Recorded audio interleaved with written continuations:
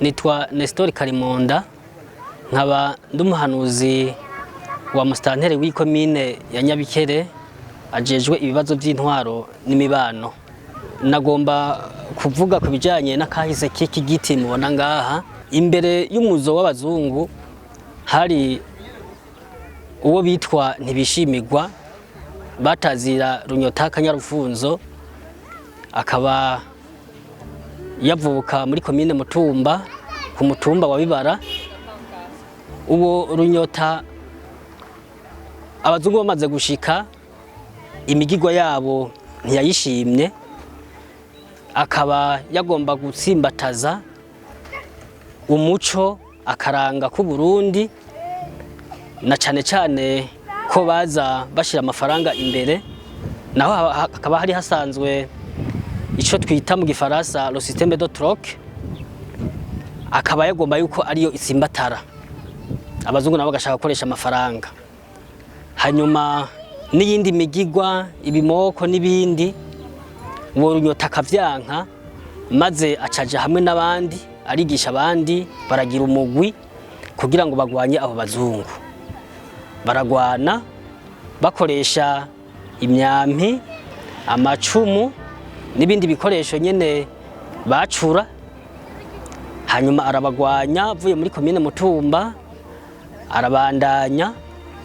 arabandanya gushika aho hepfo mu Rwandagaro mu Mwonga, aho bahavuye bamwica.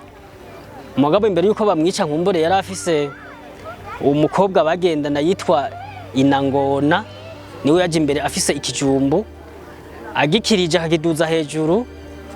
Baca babandanya bagaprogressa bakarasa, kandi abazungu batari bake barapfuye muri iyo ngwano. Rero uwo Runyota kugira bamwice babanze kwica uwo mukobwa yagendera imbere yiwe.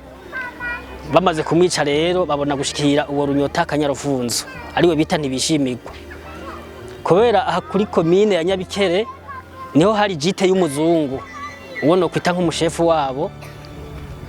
Baciye badugana ikiziga ciwe rero uwo Runyota kugira ngo bacereke uwo muzungu yabangaha ku ikomine, kugira berekane yuko umugesera canke umumenja bamwishe. Bazana ikiziga ciwe, hanyuma baca bagihamba ngaha mubona iki giti. Umwami Mwezi Gisabo amaze gusinya ajya amasezerano y'ikiganda, abazungu bagatangura kwinjira hagati mu gihugu. Iki giti rero murabona ko gihangamye, vyaje uko ni kigabiro ca Runyota, niho bamuhamvye.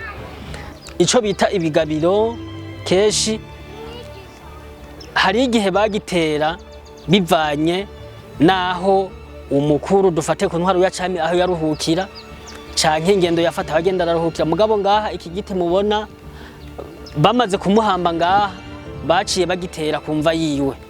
Twosaba rero leta y'u Burundi biciye mu bushikiranganje bujejwe imico kama ko iki kibanza co kubakwa kikamera neza, bakakigira neza, kugira ngo ingenzi zizoze ziraza zihweza ahantu hameze neza, kuko abatari bake bama bashitse ngaha ku ikomine bakihweza. Mugabo vy'ukuri hamwe atacokogwa, murabona yuko nkumbure kizohavura kinasaza, ugasanga kiribagiwe canke haribagiwe. Ikindi kigira kabiri twosaba nuko nkumbure ho kwandikwa nk'aka journal canke igitabo, kugira ngo abana bacu mu mashure bazoze barasoma canke bigishwe, bamenye ivy'akahise ku Burundi bwacu, kuko ibi bitagiye birandikwa ejo canke hirya ejo ababibonye bamaze gusaza niho bakihari, birashobora kwibagiranwa, ugasanga biragiye uko abantu babivuga ku munwa gusa, mugabo batazi ibanga nyamukuru ry'ivyagiye birashika mu gihugu cacu. Ibijanye n'iki giti biriko biramenyekana cane gose, kuko nk'iyo yaje avaho muri komine Mutumba baramaze kubaka ni hoteli mitirirwa. Natwe turiko turiyungunganya, mwumvise ivyo dusaba, turiko twiyungunganya tuvugana n'abatama babonye vyinshi kubijanye na Runyota Kanyarufunzo kugira ngo baje barabwira abana babwira intwaro n'abandi batandukanye kugira ngo vy'ukuri akahise k'igiti kabe intibagirwa.